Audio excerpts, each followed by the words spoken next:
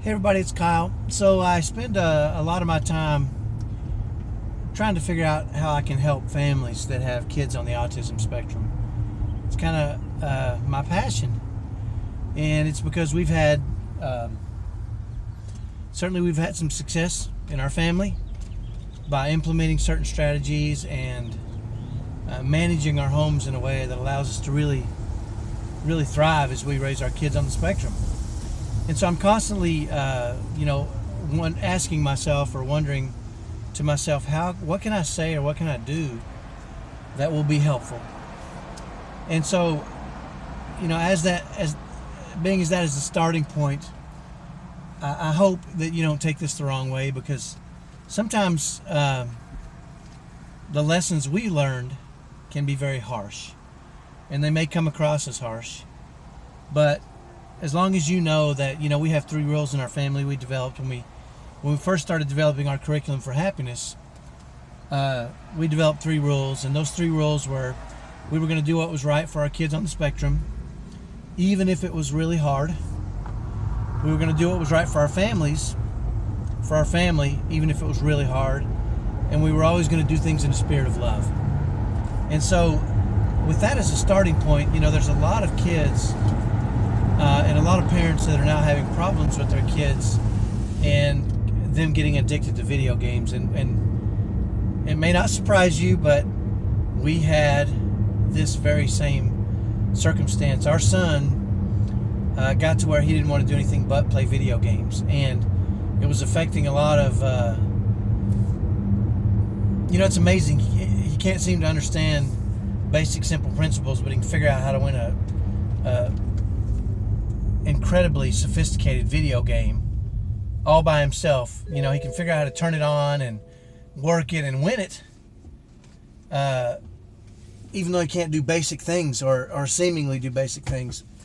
And so there was a time where he was getting too involved in his video games at the detriment of a lot of other things. And so we tried a few things. We tried hiding the video games. He searched them out and found them. We tried hiding the controllers. He'd wake up in the middle of the night and hunt them down and start them up and play them. I mean, it was becoming a real problem. And so, we did what we drew a bright line. And you've heard me talk about this before. You have to draw a line in the sand sometimes, and it needs to be a line that isn't crossed. And so, at the uncomfortable unhappiness of the rest of our kids, we have 6 kids. 4 of them are typical kids. We have 2 that are on the spectrum. We completely removed all video games out of our house, and that sent him into rages for a period of time. And I'm not going to get into the period of time, because for some of you it may seem short, for some of you it may seem long. It felt long, but knowing that this couldn't be something that monopolized his time, or it was going to be a problem long term for him, we bit the bullet and we did what was best for our son on the spectrum, even if it was really hard. And this was one of those really hard things. Daily meltdowns. He tried those to get his video games back. We wouldn't relent. We just removed them from the house. They were no longer there, so he couldn't play them. There was no way he could play them. And at some point,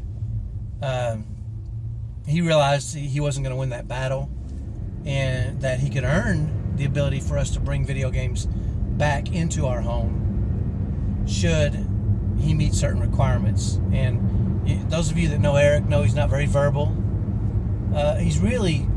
He can make a lot of noise when he's unhappy, but he doesn't talk a lot. He can communicate slightly, but not very well. But it didn't really matter to us. I mean, we weren't gonna be a slave to him either playing video games or screaming and yelling and having a fit. So we drew a hard line in the sand, completely removed him from our homes, and it was one of those things where we're going to do what's right for our kids on the spectrum, even if it's hard. It was one of those hard things. I see all these families wondering how they can regulate, and this is where I don't want to come across as harsh, but a lot of families are asking, how do I solve this problem with video games? How do I regulate? For us, there was none of that. We removed them. We had to. We had to draw a line in the sand and say this was not going to be something that was a fallback. And the truth is, it was easy for us. It was easier to manage him when all he did was play video games. It was easy for us. My wife and I didn't even have to worry about him. We knew where he was. He was playing video games. And we barely had to feed him. And he was just so engrossed in the video games. So, that was one of the issues where, it was easy on us to let him play video games or to reward him with video games or, run down that path of video games. But we had to do what was really hard. And I hope that if video games are a problem for you as a family, you'll take a deep look and you'll say, you know what?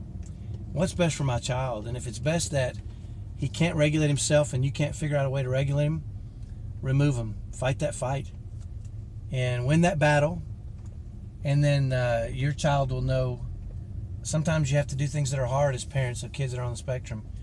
And one of those things might be to make yourself uncomfortable for a period of time to do what's best for your child. So hopefully that's helpful. That's our story about video games. You might be saying, yeah, but if I take away video games, he's going to go ballistic. That's what happened to us. And we took him away. And now we don't have that problem. He plays them maybe once every couple of days for an hour or two. He generally plays them with his older brothers when they come home from college. So not really a problem for us anymore because we drew a line in the sand and took them away. So I know that's hard, but hopefully it's helpful. Have a great day. Bye-bye.